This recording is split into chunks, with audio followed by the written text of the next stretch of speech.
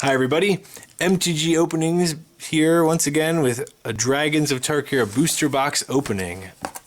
This is booster box opening number 2. I picked this up today. It's release day. It's Friday. It came out today. I'm very excited. If you didn't get a chance to watch my first box opening video, it's actually a pretty good one.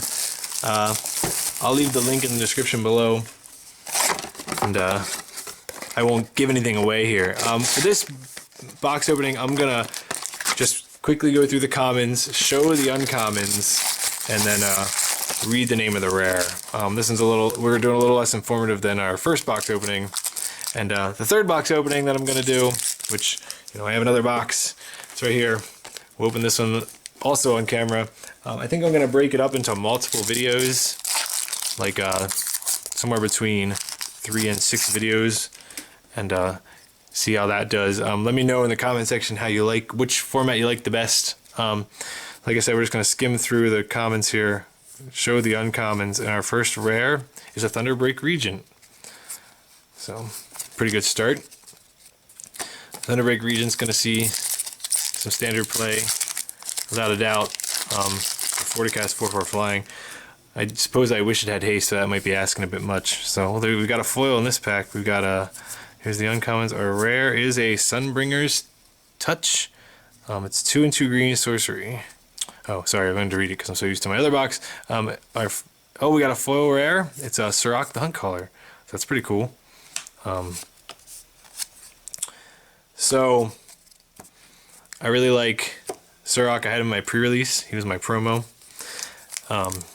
He's real good in limited. I'm not sure. He's a 4-cast 5/4, so he will do some work maybe. Definitely limited. The Sunbringer's Touch, it's nothing special.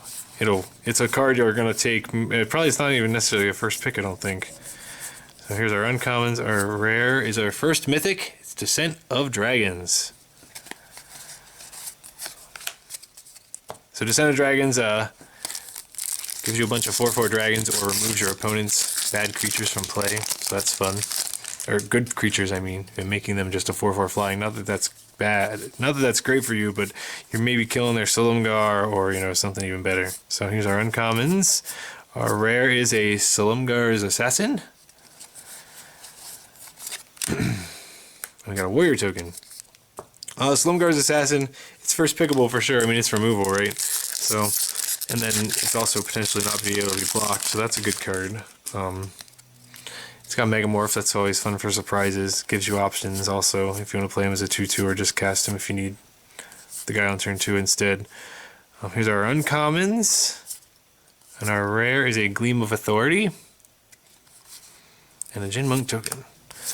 Gleam of Authority, I'm not planning on playing it, not outside of Commander maybe. I don't think I'll be playing a Gleam of Authority. But maybe I'm wrong. Maybe it's a sleeper card for all I know. So, we'll dig into the next pack here. This is pack, 1, 2, 3, 4, 5, 6. Sorry. Oh, I think I may have given it away just now. Uncommons, and our rare is a Harbinger of the Hunt. I did not give it away. I didn't know it was a gold card, though. Harbinger of the Hunt is a fine card, limited. I like him. Obviously, if you couldn't tell already, I am a limited player. I don't really play much constructed. I do have some commander decks together. My collection, I try to keep one of everything. So I might as well. I have a cube if you see my cube videos. So I try to keep one of everything. So I'm happy to get a Harbinger of the Hunt. But I'll probably still draft it in limited. So our next rare is a Dragon Lord's Prerogative. And we got a foil, a Glaring Agigus. So make room here for the foil. Dragon Lord's Prerogative is fine. 6 mana to draw 4 cards. I don't really think anyone's countering it anyway. So really not anything crazy about that ability. But I don't think you don't need to first pick a Dragon Lord's Prerogative. If you're in blue and you open it pack 2, you're probably happy about that. I guess it's a 6 to cast, draw 4 cards instant, so maybe there's a deck in standard that wants it? I don't know. There's our uncommons. Our rare is a Berserker's Onslaught.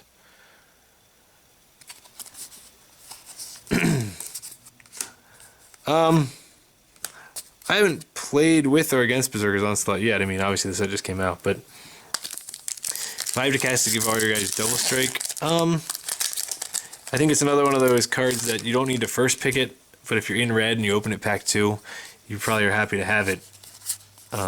Flatten, Pacifism, Epic Confrontation, Free. Well, this is a strong pack. Here's our uncommons. Our rare is an Obscuring Ether. We have a foil Mystic Meditation, which, if you watched my pre-release videos, you know how I feel about that card. I'm not a fan, basically. Spoiler alert. Obscuring Ether, I mean, yet again, it's one of those cards, maybe if you're already building a Megamorph deck that has green and maybe blue, and you open Impact 2, you take it, but it's nothing to write home about. That's the nice thing about this set, they have less rares that are immediate windmill slam first picks, so that's actually kind of nice. And now we're going to be drafting Fate Reforged third instead of first, so at least now when you get to your Fate Reforged rare, it's not an auto include regardless. So here's our uncommons here. Our rare is Crater Elemental. So for the pre-release, I went with a Tarka, and I didn't want one of the reasons I almost didn't go with the Tarka is because I didn't want Crater Elemental as my promo rare, which the person sitting next to me at the pre-release who picked the Tarka actually did get a Crater Elemental. I guess it's not horrible. There are worse rares in the set, but I certainly am glad I didn't get it. I mean, I'm fine to have one now, but I didn't really need a strong desire to play with it in a tournament. So here's our uncommons. Our rare is Radiant Purge. So Radiant Purge is going to see some constructed play for sure. I mean, it's instant speed removal for a lot of scary things, you know, like Siege Rhinos and Silumgars and other things like that. The new Silumgar, of course, not the old one, because the old one has hexproof. So far this box, we're getting a lot more of the rares I would expect. That'd be these, where they're, you know, under $1. We've gotten, you know, a handful of good rares here, and 1 mythic so far. I'm hoping that we can pull at least 4 mythics in each one of my 3 boxes. We'll see. Not much to say about Radiant Purge. It's a removal spell. It's good. You're going to play it. Ah, well, we did it, didn't we? Here is a Narset Transcendent. Speak and you shall get it. Narset, I'm actually going to read Narset because people might not know exactly what she does, and I'm very excited about opening a Narset. So Narset is 2, a white and a blue for a Planeswalker Narset. She starts at 6 loyalty. She's got a +1. Look at the top card of your library. If it's a non-creature, non-land card, you may reveal it and put it into your hand. She's got -2. Whenever you cast your next instant or sorcery spell from your hand this turn, it gains Rebound, which means you get to cast it again during your upkeep for free. And then her -9 is you get an emblem that reads your opponent can't cast non-creature spells. So Narset's awesome. I'm very excited about that. That's going to make the rest of this box less painful regardless of the bulk rares we open, because she is a keeper. I am a fan of that. That's my first Narset I've seen. Spoilers from box 1. I still think box 1 is really good, so if you haven't seen it, be sure to go check it out. Narset is going to go in a blue-white control deck in Standard. There's talk of it going in Modern decks. There's even a little bit of rumblings of it going in Legacy decks. I need one for my cube. It's probably better than Venser. I guess I have to reevaluate that. I thought it was for sure, but now the more I've watched some other people streaming the Magic Cube online, they play Venser and they love it. So I guess I have to reevaluate if I want a Narset or not. Our next rare will not be as good as Narset. It's an Illusionary Gains and a Zombie token. So Illusionary Gains is one of those cards that is going to frustrate judges. Doesn't target, so it even takes hexproof guys. It's gonna sit in bulk boxes, and people are going to tell stories about it in limited, but that's about it. Our uncommons and our rare is a second Berserker's Onslaught. That's actually the first repeat rare in one box that we've gotten. Let's go for Narset number 2 in this pack, shall we? How do you feel about that? Narset number 2. So we're over up to 2 mythics here. We're not even halfway through the box yet, so that's exciting. Quick scan through the uncommons. Our rare is a regular non-foil Sirach. There's actually a foil back there too, it looks like. So this is Sirach the Hunt Caller, and we got a foil Twin Boat, which is pretty cool. So Sirach, like I said before when I opened him in the foil, he's good. I mean, I don't know if there's going to be any standard formidable decks, but if you get a chance to play with him, I would pick him. I mean, he's one color. You're not like, you know, it's not a stretch to play green. Green's probably one of the strongest colors in the format. At least it seems like it. Here's our uncommons, and our next rare is Dragon Tempest. Dragon Tempest is one of those cards that's gonna, people are with those dragon decks are gonna be happy to see. I actually like that its first ability only is all flying creatures, which I guess I didn't realize when I first read it. That's kind of fun. So it's not like you have to have all dragons in your deck. So it's the red token build around me enchantment per set. So here's our uncommons for this pack, and our rare is Onofenza. And we got a foil Dragon Lord Dramoka. Well, okay. We need to back up here. So Onofenza is good, but this foil Dramoka is a little better. We like us some foil mythics here at MTG openings. I actually have really good luck recently. Now I'm buying 3 boxes, but each set, but I think this is at least 3 sets in a row with a foil mythic. I've only been recording my box openings since cons, and I've gotten one all 3 times, so if you're curious as to which ones I opened before, you'll have to go back and check them out. So it's not as good as my Narset, but it's still very exciting. So this box is turning around. I mean, 2 Berserker's Onslaughts is kind of sad, but foil Dramoka and a Narset, not so bad for me. Onofenza is really good. It's going to go in a lot of decks, I think. You're going to see it in Standard, you're going to see it in Modern. Anywhere you see White Weenie, you're going to see Onofenza. Dramoka, I think his abilities look cool, but I don't know if he's one of the best. I don't know. He's certainly not the best Dragon Lord, but he's still good. I mean, and he's still foil mythic. I'm, not going to complain about opening foil mythics. Here's our uncommons for this pack, and our rare is a Boltwing Marauder. So the every 2-color combination Dragon Lord, whatever you want to call that, clan, got a rare dragon, and that's the Coolagon one. None of them are anything spectacular. I think they all come in the pre-constructed decks too, so their cost is always going to stay low. Our next rare is an Ire Shaman.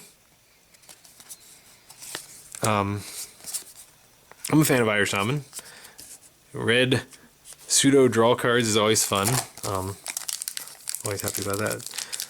So this box so far, we're up to what, 3 mythics so far. So I've had some 6 mythic boxes. Maybe we can have another one. Maybe we'll get another foil mythic. Who knows? It's exciting. Stick around. Stay tuned, right? Here's our uncommons. Our rare is a Damnable Pact, and we got a foil Learn from the Past. Horrible uncommon. We got 2 of them. Woohoo! Damnable Pact is going to blow people out in Limited. I wish it were an instant, only because you could then cast it at the end of the turn on yourself, so your opponent can't kill you. But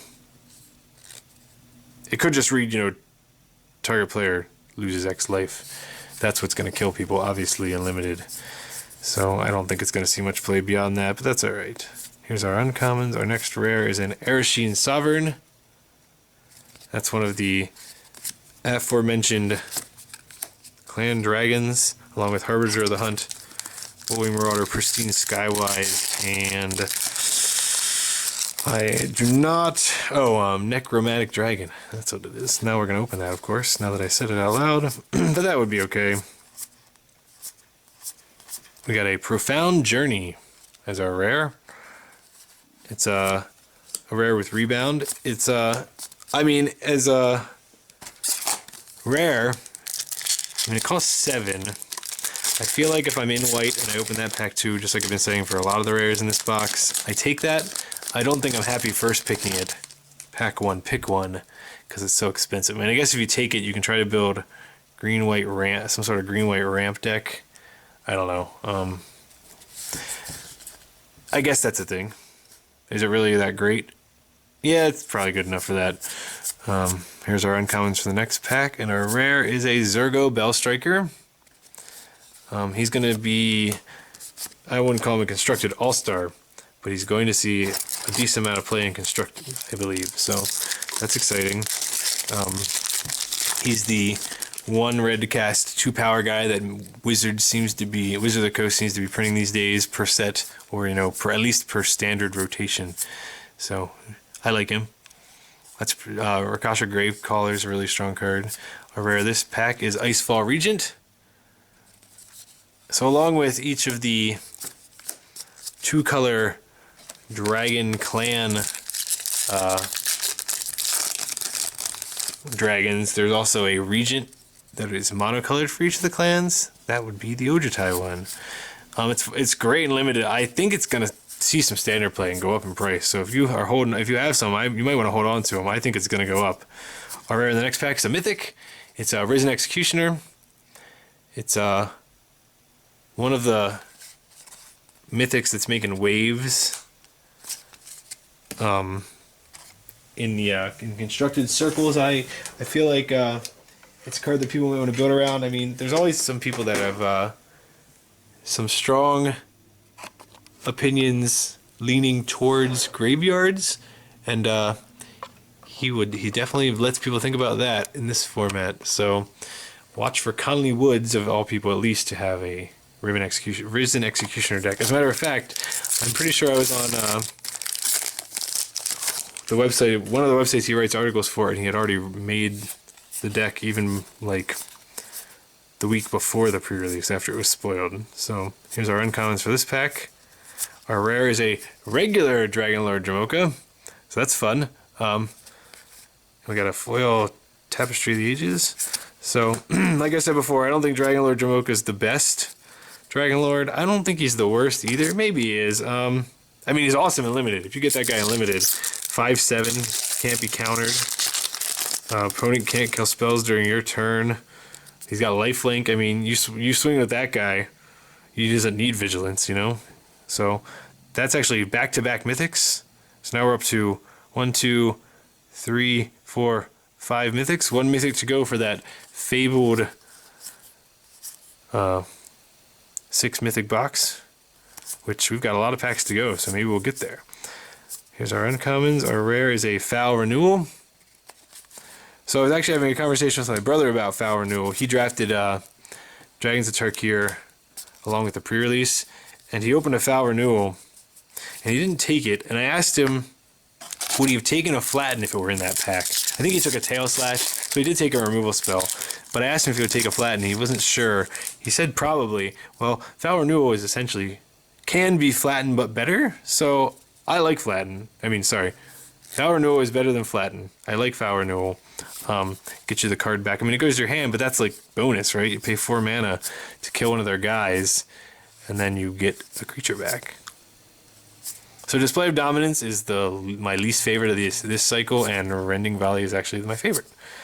Our next rare is Silumgar's Command. That's the blue-black command. There's the dragon token.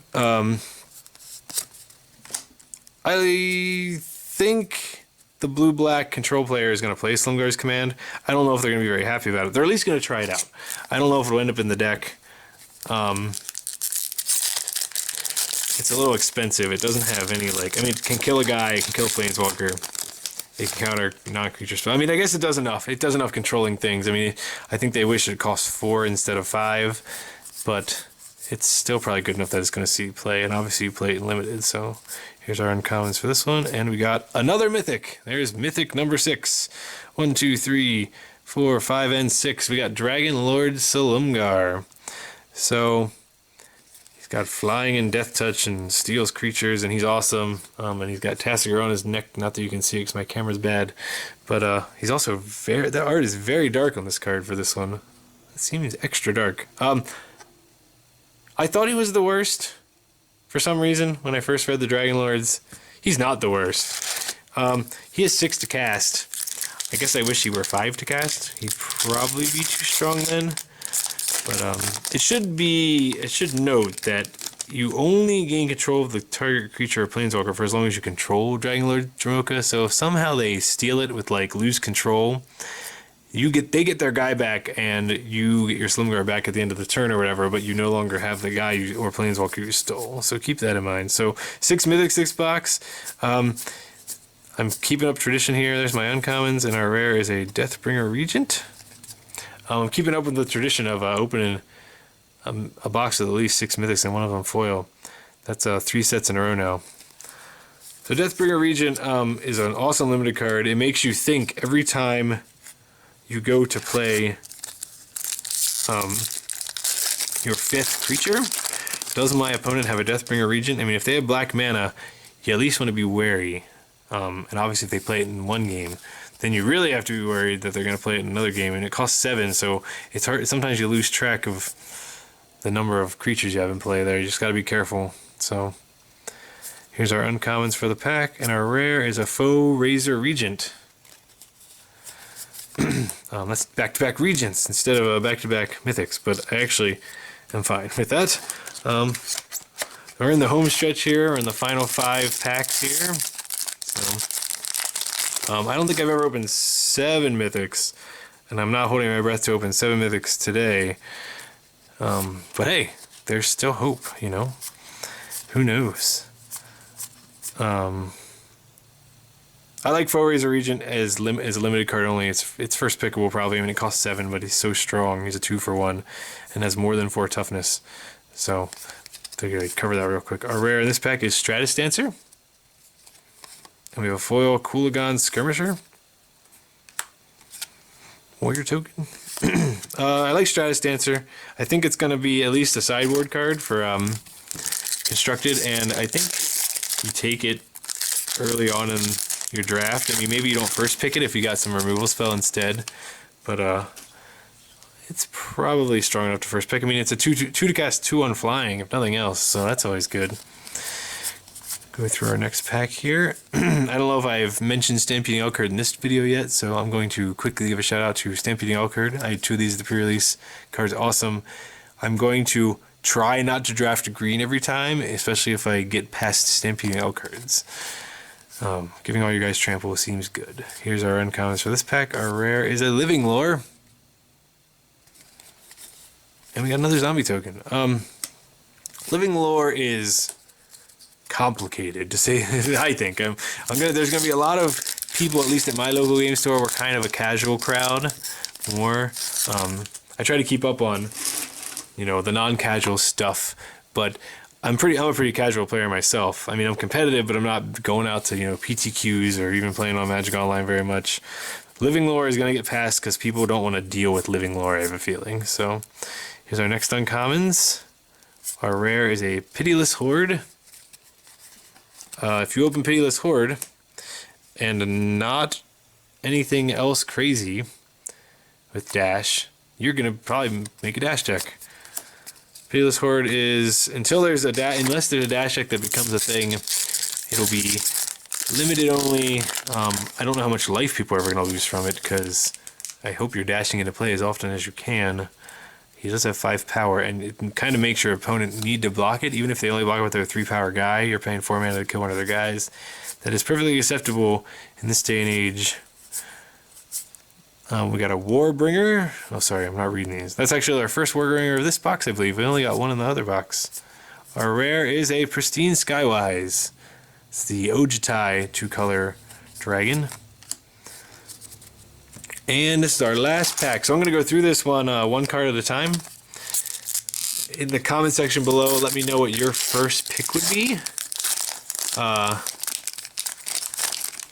If you made it this far into the video, you know, be sure to let me know what your first pick is out of this pack. I'm going to go through this a little slower and maybe comment about some.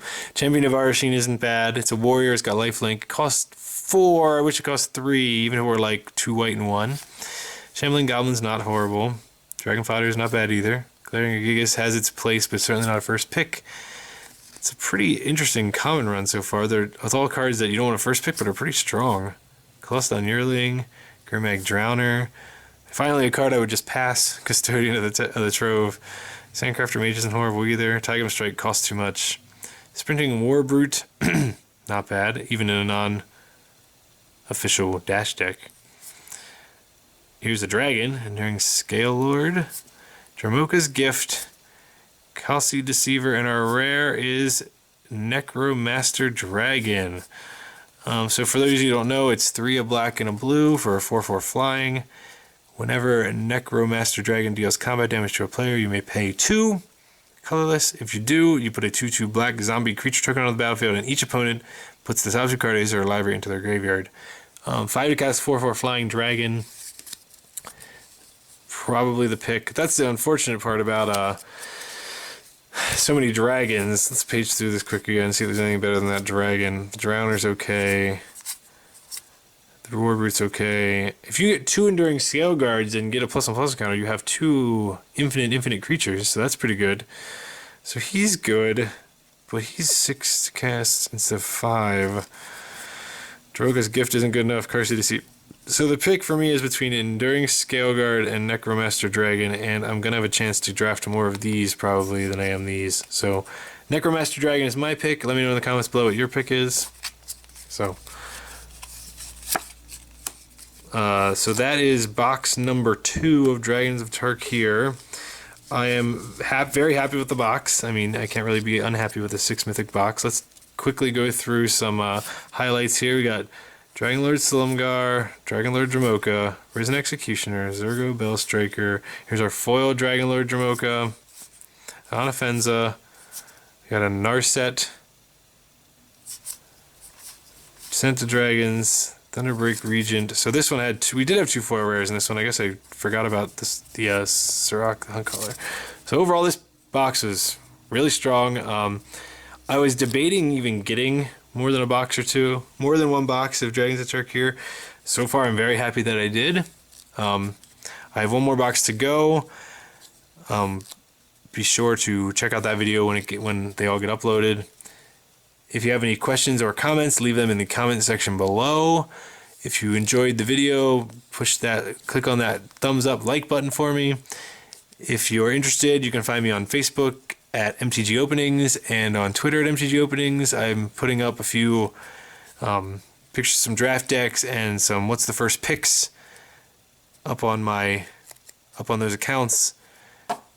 And be sure to subscribe if you liked the video, and check out any other videos I might have. If you haven't gotten a chance to watch my Dragons of Tarkir box 1 opening, look for that in the description below. Until next time, guys, thanks a lot.